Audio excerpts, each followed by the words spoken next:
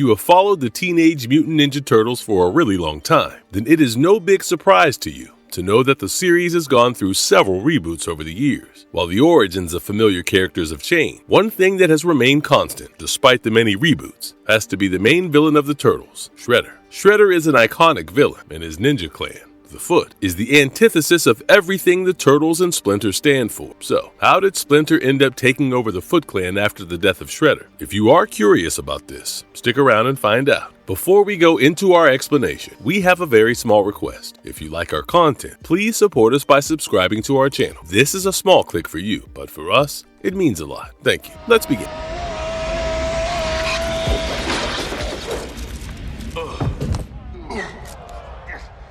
What is Foot Clan? Who is the original leader? In recent years, the Teenage Mutant Ninja Turtle fans have been following the IDW universe, thanks to them taking over the publication of the comics. However, the history of Foot Clan goes quite a bit back. Take the original Eastman and Laird versions. Here, the Foot Clan was started by two men, Sato and Oshi. Well, technically speaking, it was the Turtles who started this ninja clan of doom. Ironically, they had to go head-to-head many times over through a time loop. Let me explain. In the 47th issue of Volume 1 of the original comic books, the Turtles had just defeated Chote in battle. Their friend, Renette, who can travel through time, had disappeared in the middle of the fight. This worried the four brothers, who had no clue where she was. Mito, the captain of the Gosai Samurai, told them that they had to return to their master, Oraga, and they could not help the Turtles find the woman. The behavior of the samurai was enough to piss Raphael off, but Leonardo managed to calm everyone down before something bad happened. What actually happened was that Renette, the Time Mistress, was captured by Chote, who wanted to use her powers and the Time Scepter to go back in time and whatnot. But right before Chote got his hands on the Time Scepter, it disappeared. This displeased Chote's master quite a bit. Now the Turtles were stuck in this old feudal Japan, dealing with the Gosai Samurai and waiting for Renette, because without her aid, they would not be able to go back to their time. During this time, Raphael started spending quite a bit of time with two Ronins. These Ronins were Oshi and Sato, the two samurais without a master. They were more than happy to learn moves from Raph, and Raph was happy to blow off some steam with them. As they waited for Master Oraga's recovery, the more time they spent together, the closer the three dudes got. Together, the trio managed to find the caves where the evil sorcerer was torturing Chote for not getting his hands on the Time Scepter. After Raph, Sato, and Oshi entered the caves, a fight immediately broke out between the two teams. Chote was able to subdue Sato and Oshi, and right before he got the upper hand on Raphael, Leo, Mike, and Don showed up, following the trusty markers that Raph had left for them. Together, the four brothers managed to finish the Lizard Man. When they turned their attention to the sorcerer, he turned out to be an old foe. He was none other than Savanti Romero. Turns out, the last time the Turtles and Savanti Romero faced off, he did not die from the energy blast. He actually entered a temporary stasis and traveled to feudal Japan. The Turtles were responsible for this calamity that they were now facing because they were the ones who trapped him in this time zone, which allowed him to use the Gosai clan for his escape. Luckily, right before he blasted the Turtles off to some random time and space, Renette showed up and saved the day. By the end of the boss fight that followed, Chote was sent to another galaxy where he blended in with no issue. Savanti Romero was sent back in time to live with Dinosaur, and the Turtles were sent back to their original timeline. Pretty much everything ended well, but there is something that was happening in feudal Japan that the Turtles left behind. Sato and Oshi, who were knocked out until now, had finally regained consciousness. They left the cave and discussed how Raph had helped them. Raph gave them a new purpose to live, and their lives now had new meanings thanks to his teaching. So owing to that, they decided to dedicate their life to learn everything that they could learn about the arts of ninja. Their philosophy behind the clan was that this clan would grow from humble beginnings, and with each step, it would become a powerful force. So to symbolize those small steps, they declared the name of their ninja clan to be the Foot. Oshi and Sato were right about one thing. Their team was growing and becoming a formidable force. The Foot Clan became one of the most widely feared warriors and assassins in Japan. There were two very promising members of this team. You had Hamato Yoshi and Oroku Nagi. Both of them were hard workers who wanted to have a certain glory. The like-mindedness of the two men brought them together, and things went great until, well, it wasn't. A young woman named Tang Shen entered the picture. Both Nagi and Yoshi liked Tang Shen, but Tang Shen only had eyes for Yoshi, which was super hard for Nagi to accept. So one day, Nagi attacked Tang Shen. Yoshi, who was around at the time, managed to kill Nagi. Now, killing a clan member is a dishonorable act, so of course, he cannot remain in the clan anymore. So, Yoshi, Shin, and Yoshi's pet rat, Splinter, all fled to New York City. There, their life took a brighter turn, and things were good. But the past they were running away from soon caught up. The Foot Clan, under the leadership of the Shredder, assassinated Yoshi and Shin. But who was this Shredder guy? Well, he is none other than Nagi's brother, Oroku Saki. After Nagi was killed, Saki swore revenge on his older brother's murderer. He joined the Foot Clan right after his brother was killed. He proved to be a valuable asset and quickly rose in the ranks. When the Foot Clan opened a branch in America, he was put in charge of this branch. And Oroku Saki was more than pleased, because all this time he had kept an eye on Hamato Yoshi and Tang Shin, the two people responsible for his brother's death. And this promotion gave him a very valid reason to move to New York City, where he could exact revenge on Yoshi and Shin. Under Saki's guidance, the Foot Clan went from a ninja clan to an organized criminal gang, because he indulged the clan to participate in several criminal activities, anything from drug smuggling to assassinations. The Foot Clan did it all under Saki's guidance. 15 years after he killed Yoshi and Shin, Saki was seen running a protection racket. By this time, Splinter felt like the turtles were ready, and he asked them to kill Oroku Saki. The fight was brutal and bloody to say the least. Leonardo stabbed Shredder with his sword, and Shredder wanted to commit seppuku and die an honorable death. But then he tried to get smart with them and threw a thermite grenade at the turtles, hoping to take them down with him. Donatello came in clutch and tossed his bow staff at Shredder's face while getting rid of the grenade. The explosion was unavoidable, and while the turtles managed to live to see another day, Shredder fell to his death, and the Foot started hunting Splinter and his turtles down for revenge. The Shredder would return again twice after this though, but both times, it was a clone of Shredder that the Foot Clan managed to make. Each time, the turtles managed to defeat Shredder, and finally, after killing the Shark Mutant, the Shredder saga was brought to an end. But that does not mean that the Foot were no longer after the turtles. Eventually, the turtles managed to get rid of the Foot for good when they helped Karai, the leader of the Japanese branch of the Foot, who was visiting New York City to kill off the Foot factions, who were battling each other. One of the groups that the turtles defeated was the Elite Foot, who was particularly after Leonardo's head. With them defeated, the Foot Clan was no longer after the turtles, especially with Karai leading the group now. Now, with the history of this clan and the main timeline explained, let's get to the main question of today's video.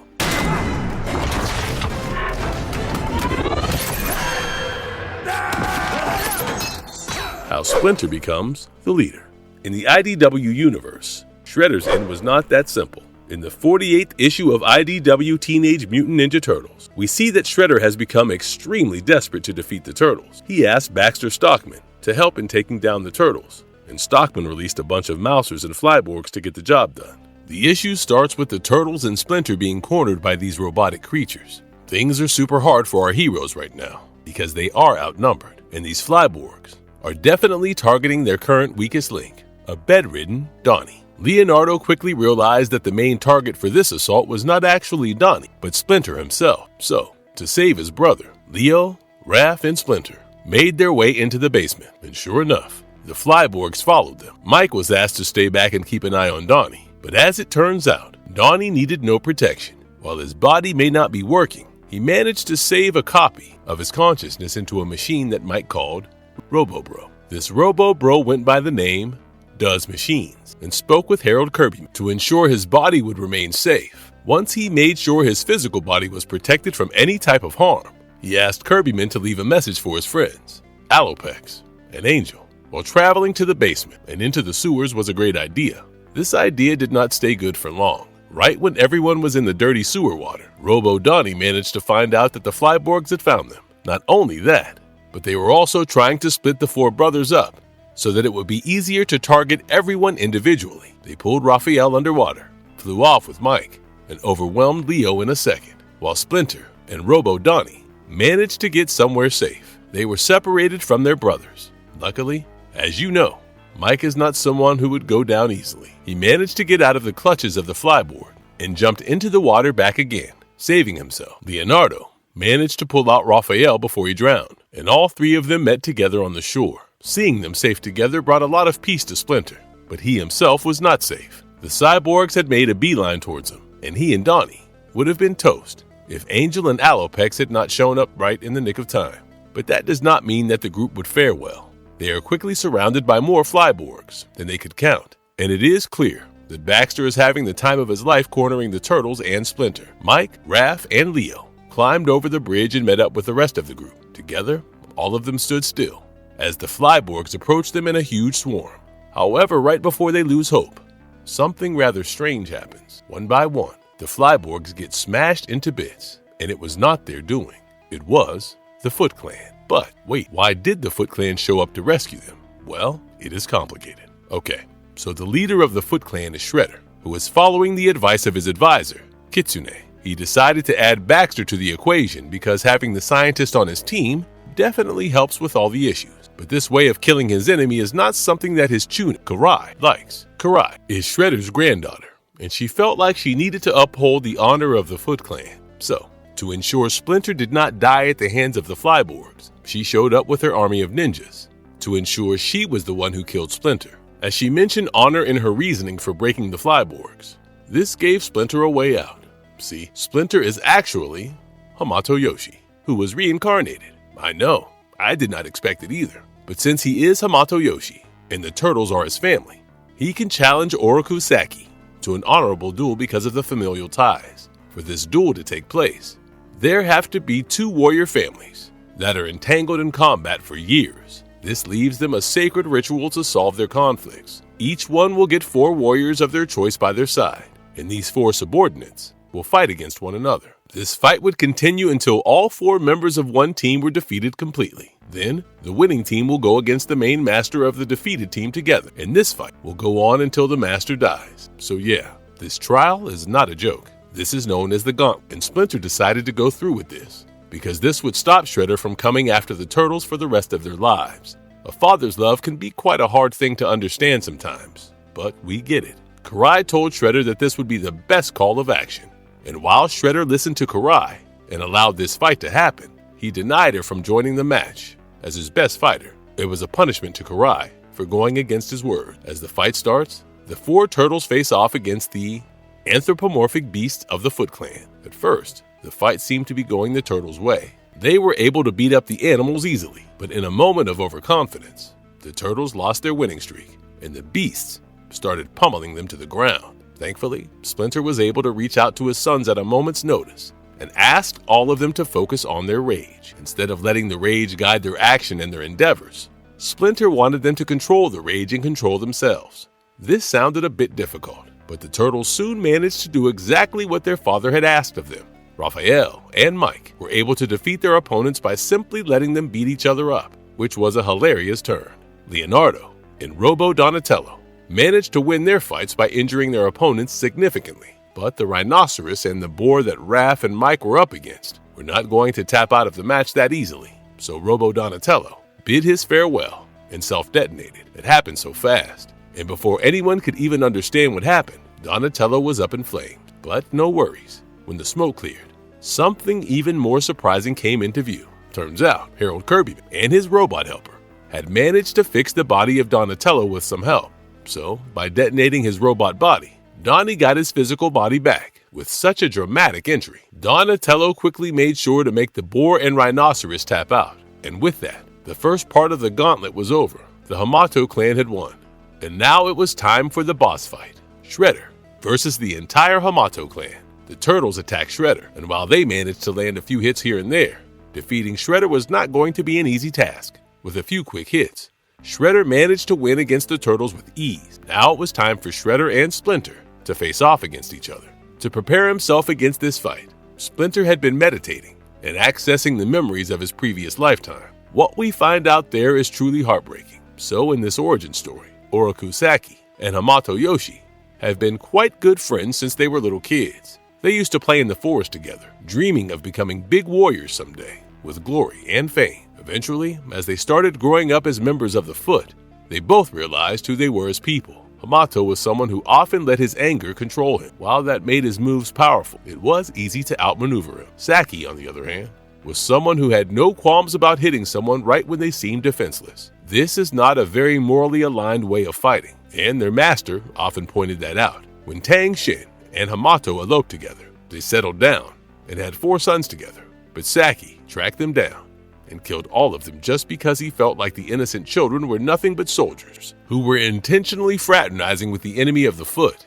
Saki held an execution and forced Hamato to watch each of his 4 sons get killed, one by one, before he was killed himself. All of these memories made Splinter realize that while Shredder now has the power that he had always sought after, he did not change his ways in the slightest. He was still someone who would rather hit someone who looked defenseless without thinking about striking. Using these memories against Shredder, Splinter starts having a conversation with Shredder in the fight. As they exchange blows and jabs, it was clear that Splinter's words were able to get under Shredder's skin, something that he was hoping to do. The more he got under his skin, the more impatient Shredder became. He wanted to hit Splinter, kill him, and be done with it. But he did not consider that maybe Splinter was baiting him into an attack. Right when Shredder thought he had a clean hit to Splinter, Splinter moved out of the way and slashed Shredder across his chest, claiming that he was never afraid of him. Shredder fell to his knees, clutching his wound. He could not believe that he was going to die like this. But this is what the gauntlet meant. Splinter, despite all the ill feelings toward Shredder, decides to give him the farewell of a glorious fighter by helping him commit seppuku. As Shredder is dead, it is expected that as his Chunin, it would be Karai who took over the leadership of this fight. But instead, she offered the role up to Splinter himself. No one was expecting Splinter to say yes. That is why when he agreed, it was extremely shocking. All his life, Splinter had promised to destroy the Foot Clan and Shredder, but yet, here he was, becoming a leader of the very same thing that had been hunting them down for so long. But the initial shock wears off when you think about it, given that Splinter was Hamato Yoshi in his previous life. Being a part of the Foot Clan and leading it to its glory days was something that Splinter had always wanted. But when Shredder rose to power, he turned the Foot Clan from a glorious organization into a criminal organization, which Hamato hated. So, it is not the Foot Clan that Hamato resented, but the way Shredder was leading them that was against his principles. So, Splinter became the Jonin of the group, letting Karai go back to Japan with her loyal servants. As for the Turtles, Mike could not understand how his father could accept being with the Foot Clan and chose to leave the team. He started living in the city all alone, trying his best to cope with the new developments, while Splinter focused on reforming the clan's reputation with better work.